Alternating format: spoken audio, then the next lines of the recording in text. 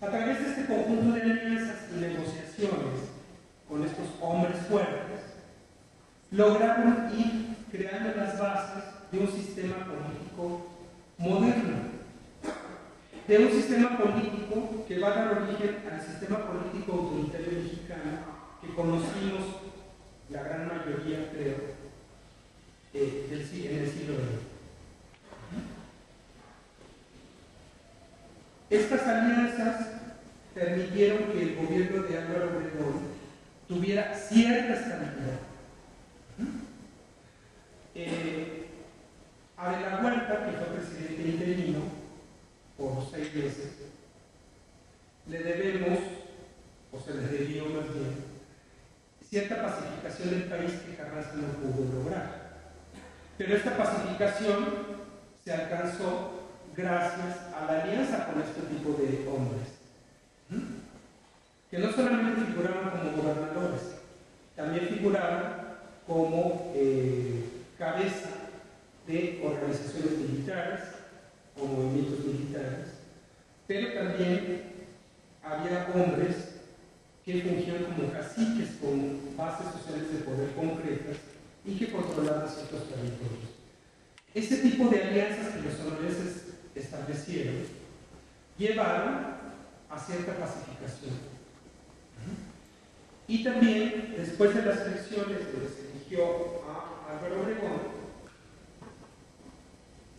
se permitió que el presidente tuviera cierta estabilidad y control en los estados.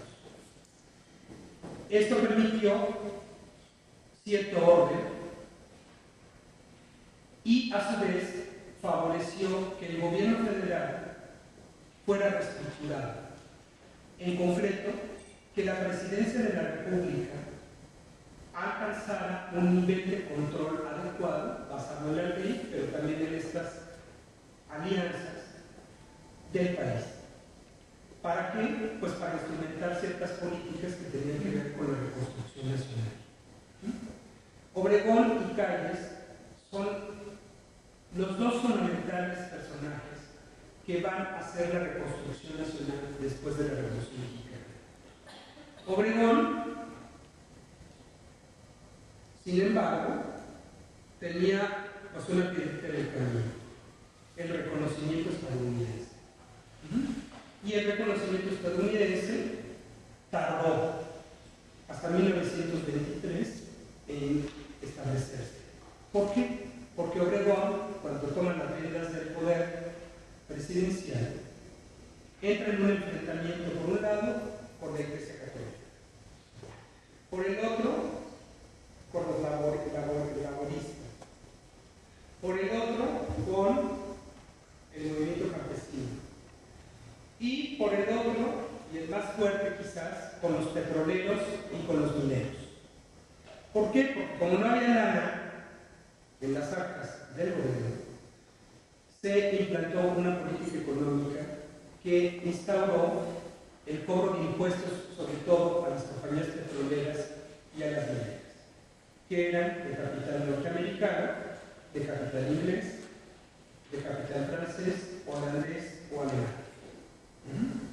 Obviamente, esto ocasionó un enfrentamiento con las compañías petroleras y Estados Unidos, sobre todo, protestó ante el gobierno mexicano por la implantación de esta política impositiva. Pero además, a través de la protesta de la política impositiva, pues el gobierno norteamericano se quejaba, uno, de que no se había pagado la deuda externa, dos, que no se había pagado las reclamaciones de ciudadanos norteamericanos durante, se van a reír, la guerra de reforma, la Revolución Mexicana, entre otras cuestiones por las cuales el gobierno norteamericano no le daba el reconocimiento a la presidencia de Álvaro Obregón, además justificándose porque la presidencia provenía de un movimiento armado donde se había asesinado al presidente Carranza. El mismo Obregón era un caudillo, era un hombre fuerte, ¿sí?, que provenía pues del norte. Y yo creo que esa sensibilidad favoreció que estuviera negociando alianzas y conciliando intereses, sobre todo con estos hombres fuertes de las regiones.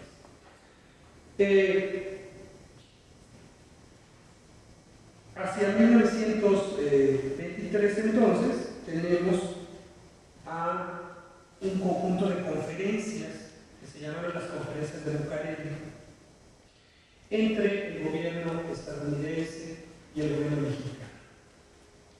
Los llamados tratados de Bucareli, que no fueron tratados, que la gente, bueno, los tratados tienen como una leyenda negra dentro del siglo XX, se dice ahí que México se comprometió incluso a restringir su evolución tecnológica para el futuro, lo cual no fue cierto. Lo que se negoció en los convenios de Bucareli fueron varias cosas. Uno, la deuda.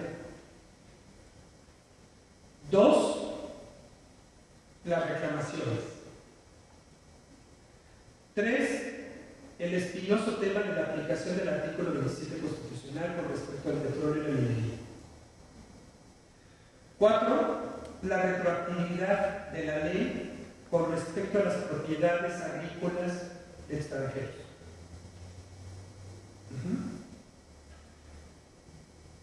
En realidad era un tratado que proponía un tratado comercial de amistad Estados Unidos y México, de amistad.